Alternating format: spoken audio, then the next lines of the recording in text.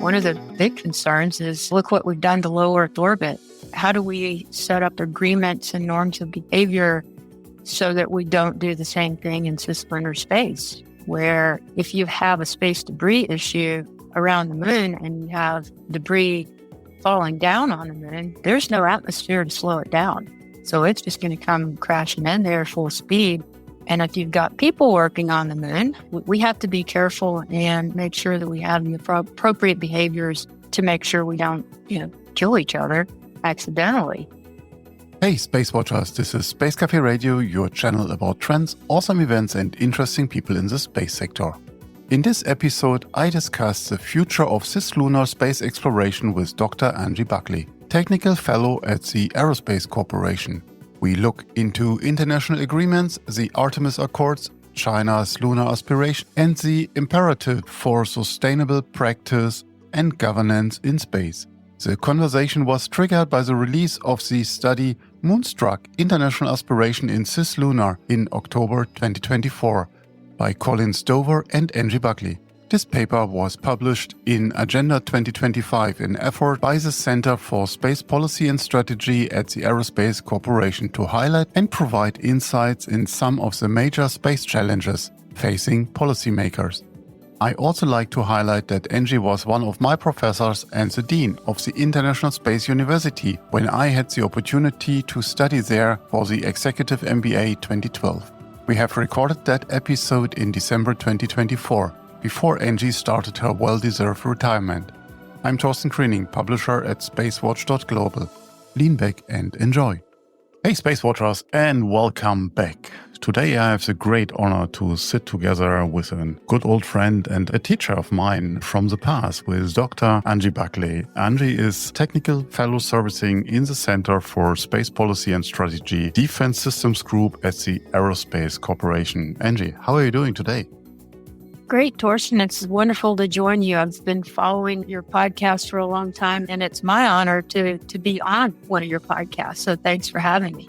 Honor is mine. So we will talk today about one of the recent documents that you, together with the Center for Space Policy and Strategies, published, called Moonstruck, International Aspirations in Cislunar Space.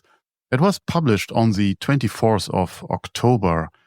And today, on the 12th of December, would you say it's outdated already? Because things are moving so fast. Where we are on that? Oh, look, let me give you a little background on the October 20th. This paper, Moonstruck, is part of a compendium that was published by the Center for Space Policy and Strategy, and it's called Space Agenda 2025. And it's a series of 16 papers that kind of do little deep dives into key issues in the space enterprise. And we've written it was a follow-up on something we did back in 2021. We've directed it toward government decision makers and in particular presidential transition teams. And so we wanted to publish it before the election. We knew there'd be a change, but being neutral and we don't have a bias one way or another. So we wanted to make sure it was out there and available as soon as these folks hit the ground, that we could get these things in their hands. It's already been widely distributed on the Hill in DC and among a lot of agencies, so getting a lot of good traction. And this paper was just one of those 16, and it's one that is in the section on looking toward the future. So that's how that came to be. And with regard to your question of already out of date, Colleen and I have been presenting our papers to several different groups, and we've had to change the Artemis Accords slide like 3 times already. Things happen at a rapid pace in the space enterprise, so it's a little bit hard to keep up. Every morning, you see something there. This morning, I read where iSpace and Magna something, I'll remember it in a second. Anyway, they're partnering up on lunar resource exploitation every day, something new.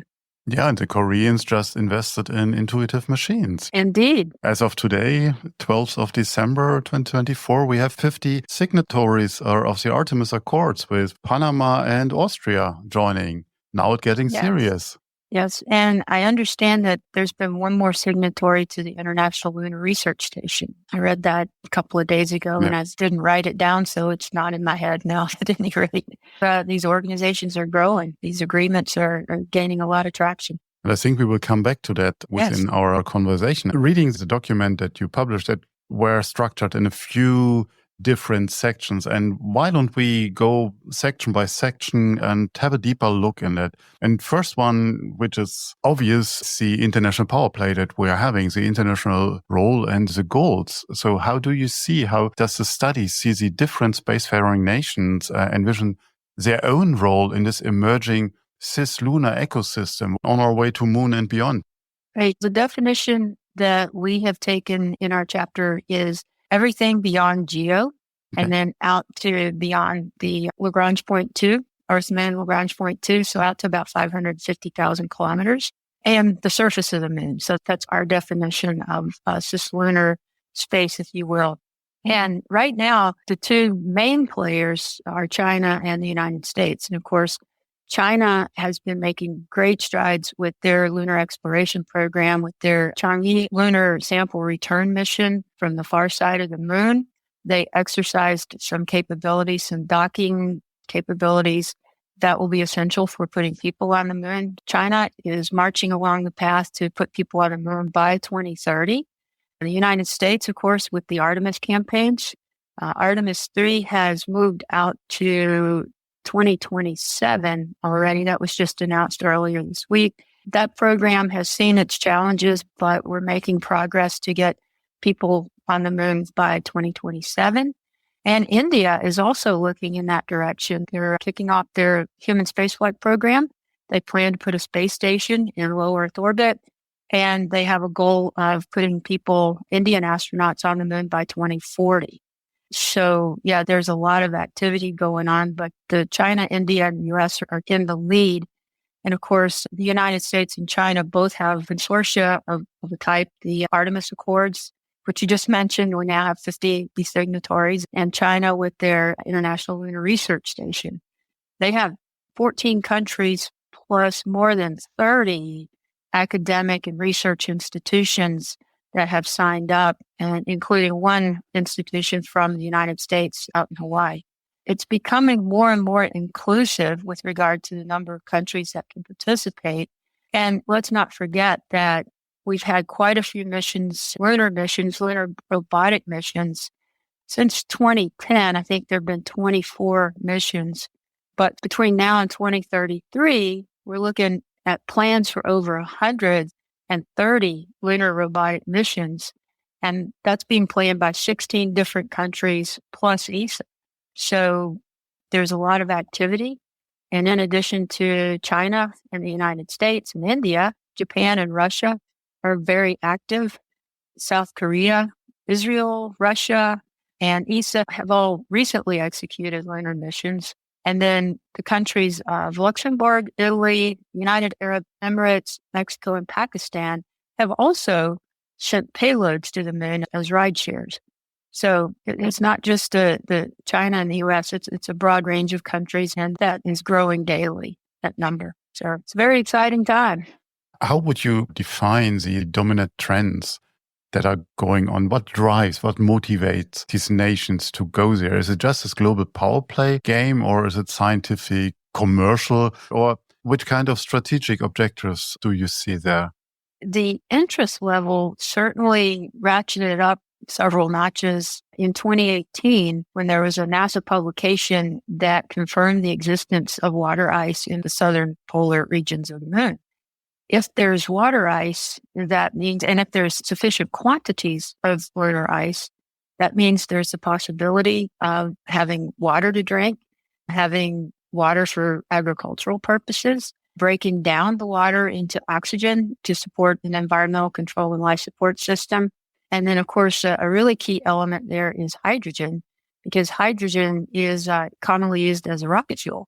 And so if you can make rocket fuel on the moon, that might open all sorts of possibilities for exploration missions leaving from the moon rather than from Earth, because it takes a lot less energy to get somewhere from the moon than it does from the Earth. That really opened up a lot of possibilities. So with that interest, of course, right now, what we're seeing the most of is lunar robotic missions that are doing exploratory missions to find out, where is the water, what other resources might be up there, all in support of exploration. And exploration is definitely at the forefront, at least in the U.S. side of things. The big goal is to get people back on the moon and then to develop outposts and do research. But there's lots of other possibilities too, because especially from the scientific side of things, you can do research in planetary science, astrophysics, biophysics, even solar physics, and even earth sciences, rather. And another interesting thing that we can do on the moon is that the radiation environment is much stronger on the moon than it is in low Earth orbit, for example. So we've had astronauts operating continuously in low Earth orbit since almost 25 years. But we haven't had people operating in a high radiation environment. So it'll be a great place to study the effects of radiation on both hardware and humans and help us better understand what sort of protections we're going to need to provide and what our habitats have to do in order to protect humans from that environment. It's an interesting perspective that you put in with scientific development, advancement, and research on the moon.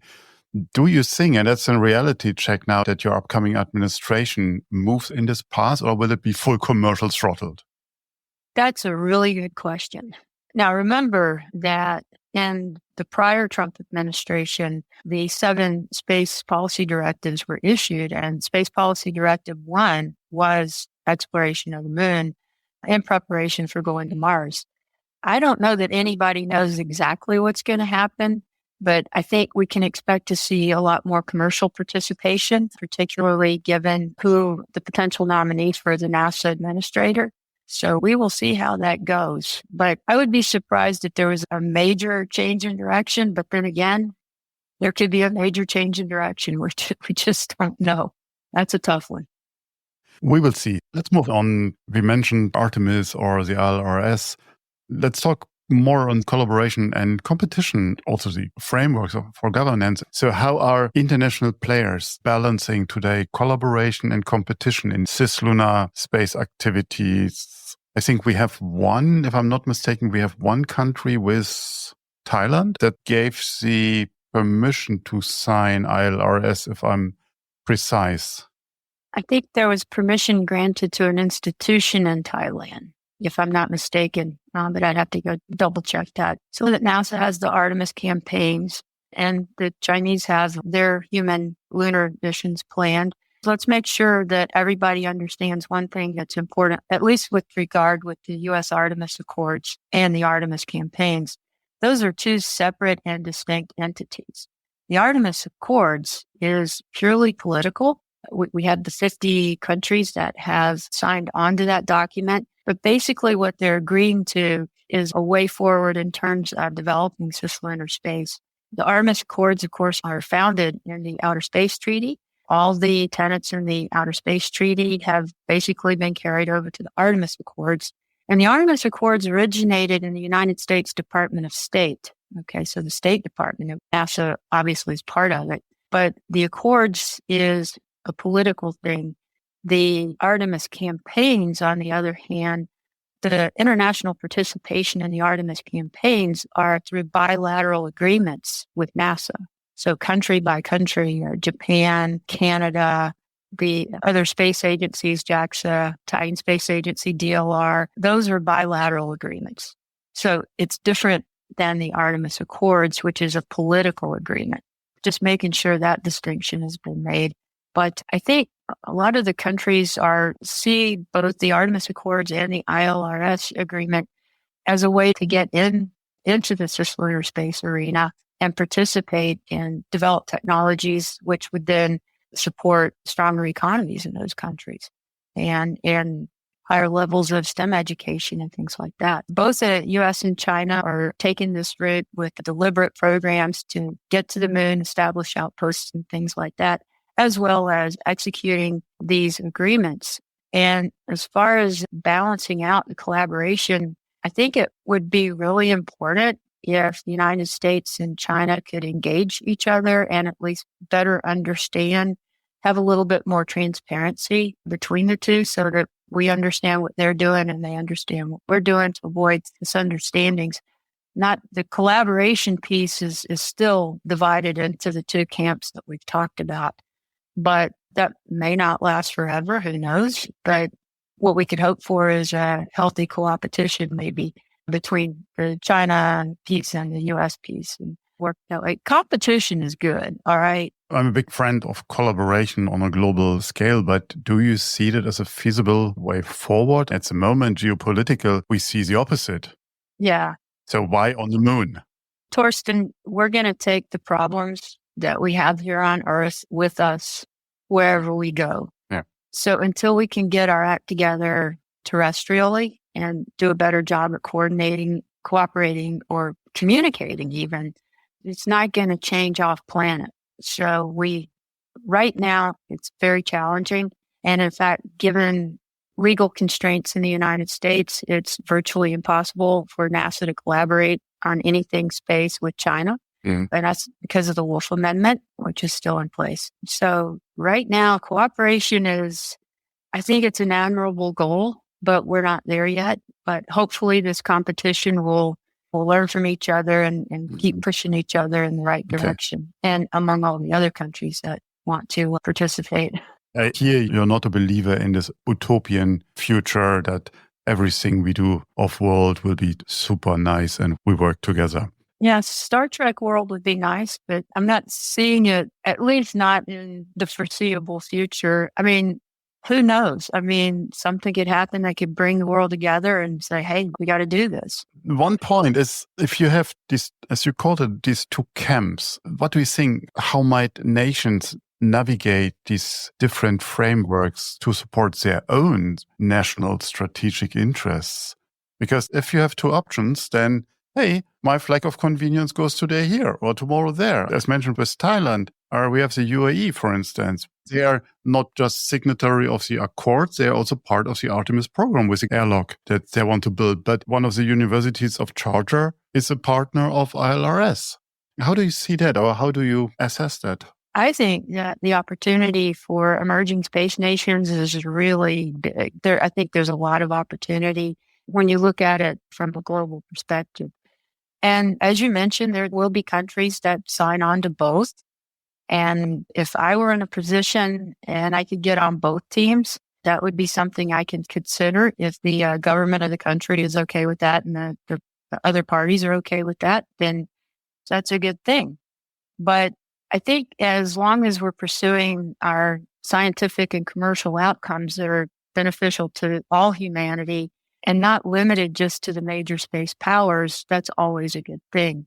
But on the other hand, there's really no reason to believe that humans aren't going to take our conflicts with us off planet. So again, I mentioned that before, but we'll have to see how that shakes out. And I think it's going to be really interesting to see what happens with Russia, because initially China and Russia started the International Lunar Research Station as partners. But of course, Russia's had to back off a lot because of their war with Ukraine. But we'll see how that pans out.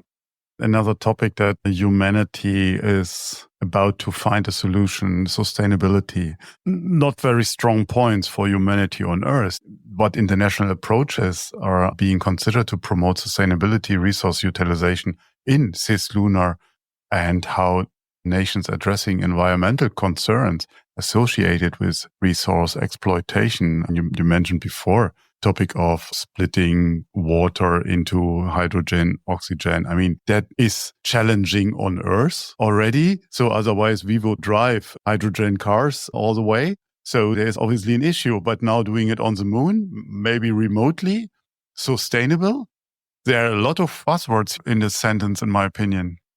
Yeah, absolutely. And it's not super clear right now how this is all going to evolve. I know there's a lot of work going on, but in terms of addressing environmental concerns and sustainability at an international level, that is still evolving and yet to be determined.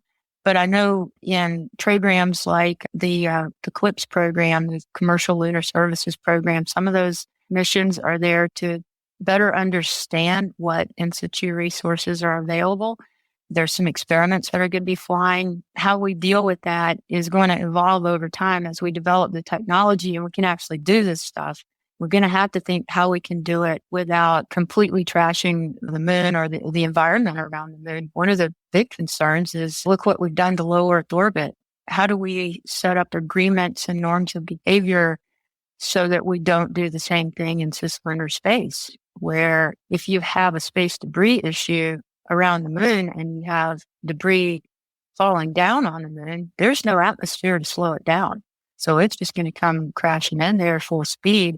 And if you've got people working on the moon, we have to be careful and make sure that we have the appropriate behaviors to make sure we don't, kill each other accidentally. But in terms of harvesting resources and things like that, once we sort out the technology and the ability to do that, each entity, each of the players will definitely need to think about due regard for the operations of the others and maintain safe spacing and try not to be too intrusive one on the other. One of the things that has been talked about a lot in the U.S. is protecting heritage sites. The Apollo 11 landing site, that's a global heritage site, if you will. And we want to make sure that if you land near there, you don't land close enough that you're going to blow lunar dust all over the thing and cause damage. So that's, I think, the first thing that we got to do, Torsten, really, is get up there and put some landing pads just to try to mitigate the dust issue and then go from there. I absolutely second what you just said. I'm an avid follower from day number one and also an advisor for all Moonkind with Michelle Hanlon initiative. And we had her on the show more than once and tried to give her as much outreach as possible to bring this issue into policymakers' head and furthermore to a global audience.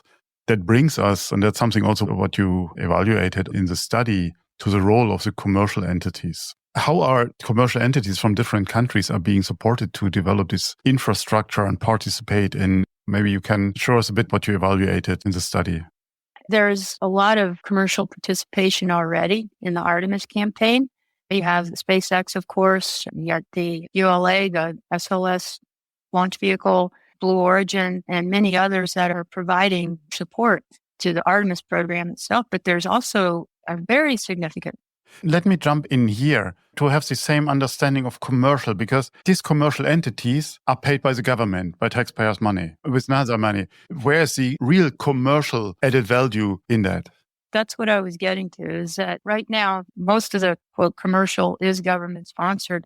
But if you look at the missions that are planned between now and 2033, there are 33 commercial missions planned from the U.S., and that's just commercial companies that are looking at asteroid mining, space transfer vehicles, communication satellites, landers, orbital platforms, remote sensing platforms.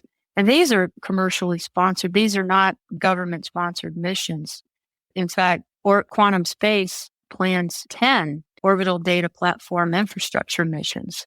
So these are commercial entities that are looking down the road and foreseeing the need before we can really sustain any kind of operations off planet and on the moon in particular. We have to have a way of communication. We have to have position, navigation, and timing.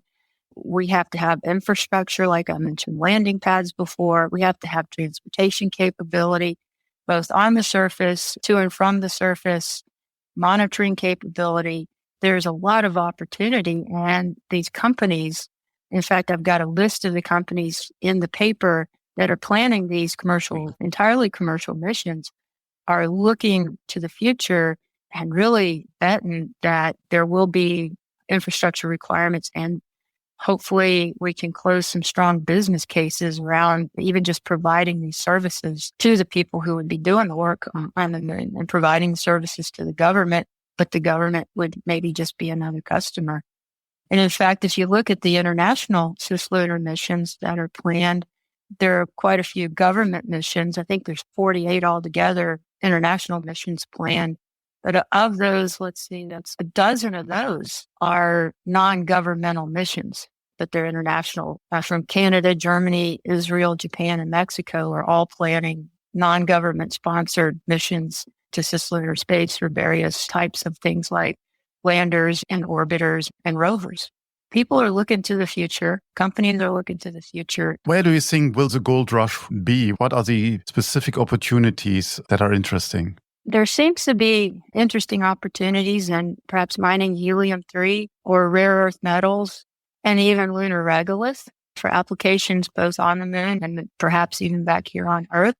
But I think it's still far too premature to predict that there will be a thriving multi-billion-dollar businesses that result. We may get there and realize or discover that there's not a there. And we're not going to know that until we go and explore. Think about how the oil companies work. Nowadays, it's a lot easier because they have remote sensing assets that can provide indication where they would find oil. But even still, you don't just dig one hole and poof, there it is. So it's going to take some work. It's going to take some exploration. And we have to confirm that indeed there is sufficient quantity of water ice that we can process that water ice. And perhaps there are other valuable resources that we can harvest. Still yet a lot of work to do. And by the way, we still need to have spacesuits to do that. And obviously all commercial entities will do that in a very responsible and sustainable way. Absolutely. And there's a lot of commercial entities looking at low Earth orbit too. So let's not forget that low Earth orbit is still there. And it's a lot easier to get to than the moon. So there could be some really interesting potential corp companies and commercial entities in low Earth orbit. Let's go back to Cislunar. I think the very interesting aspect is what could be a given or in to be developed legal framework commercial entities would work under, because Outer Space Treaty gives us the benefit of all humanity on that. And I know that there are different camps of lawyers that make different interpretation of these few words. And that will be the case when we move off planet. The attorneys and lawyers, they'll make their interpretations. But one of the things that's really critical and a strong reason that I think all the countries that are engaged in cislunar activities need to engage with each other is to settle on what are good norms of behavior. How are we going to work together without interfering with each other? What will that legal framework be? And that's yet to be determined. Is each entity going to take its legal framework with it and say, okay, on this portion of the moon, we're going to abide by this set of laws, and over there, that's another country, they're going to abide by their laws? Or will there be an evolution of a government framework or a legal framework wherein, all humanity can cooperate? And I think it's really important that we think about that. And I'd like to say when we get to the point of establishing outposts on Mars, the governance system will evolve for that system. It may not look anything like what we have right now in the United States or another country. I think it's going to be like, okay, let the people who are living there and working together figure out how they're going to regulate themselves and how they're going to cooperate and what will their legal regime look like. Let's call it Elon's law.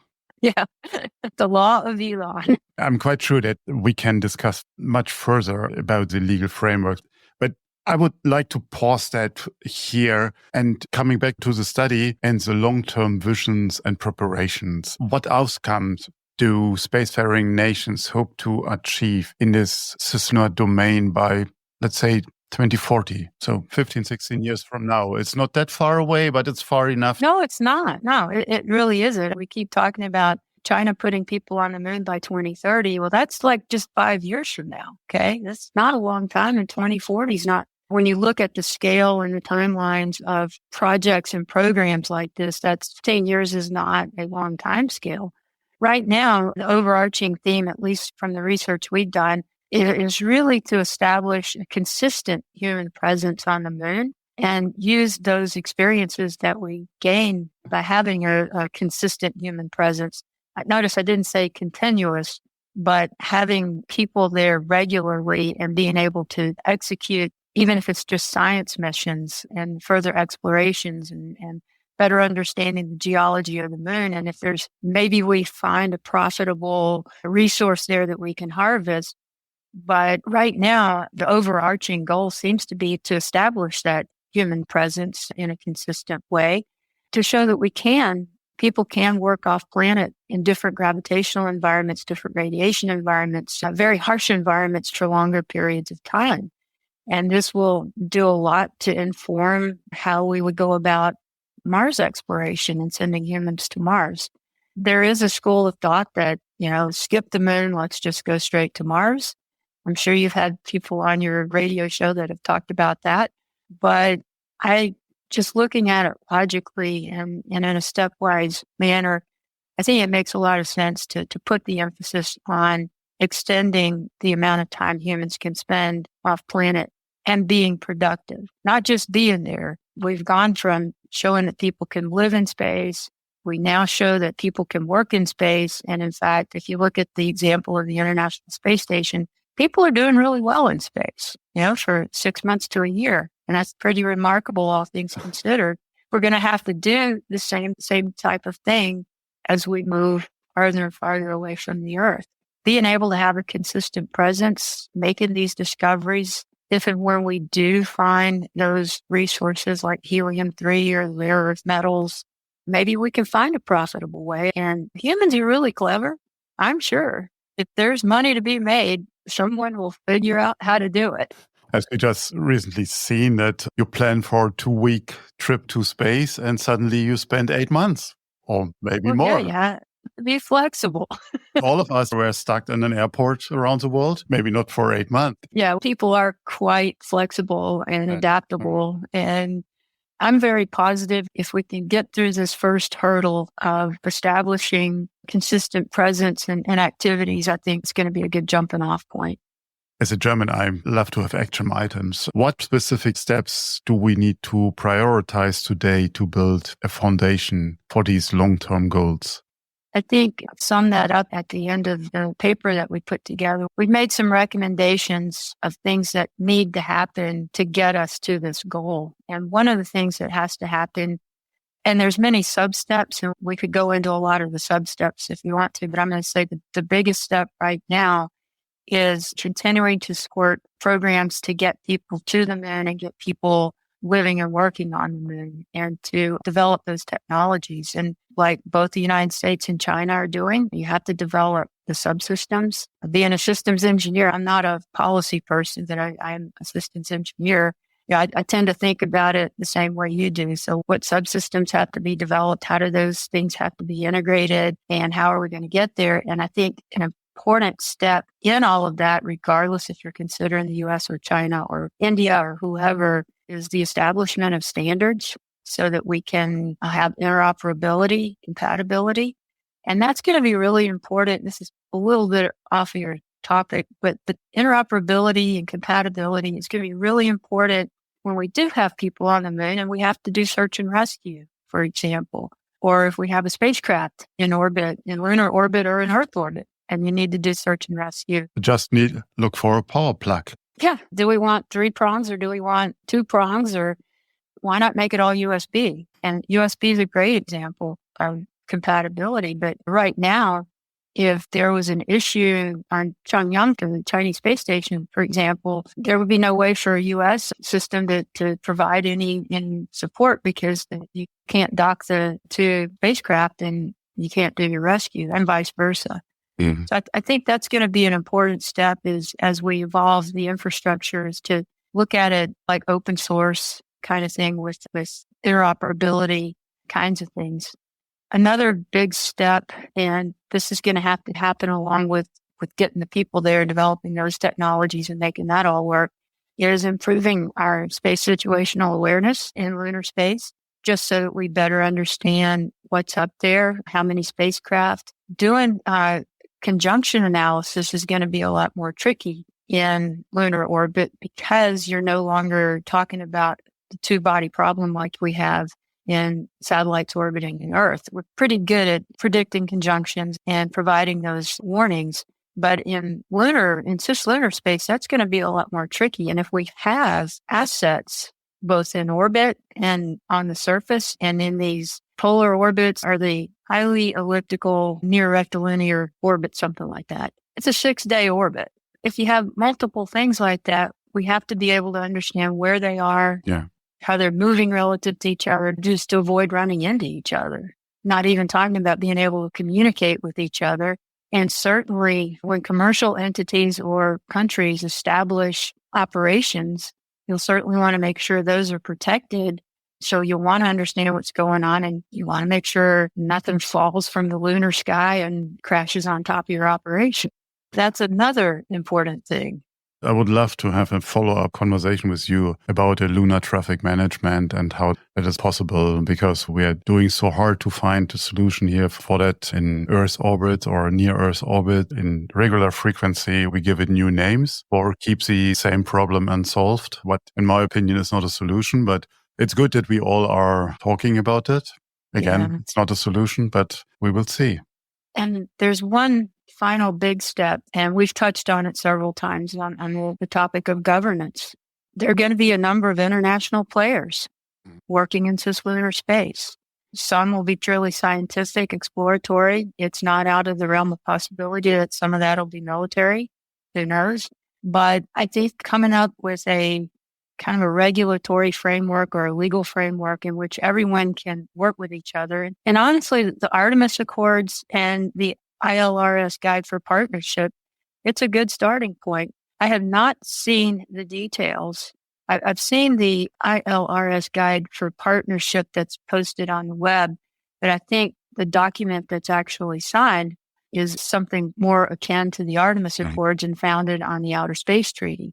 So if we're already that close, that gives me hope that we can find a way to establish some rules of the road, if you will, and some norms of behavior, and a governance structure that would work for all involved. And the important thing is that we respect each other and respect what each entity and each player is doing and try to be good neighbors. So those are the three major things: getting people up there, making sure we understand what's going on in the vicinity of the moon, and then how are we all going to play together. Thank you, Dr. Angie Bukley. Thank you very much for the conversation, and I leave the last words as they are. Thank you. Thank you very much, Torsten. It's been a pleasure.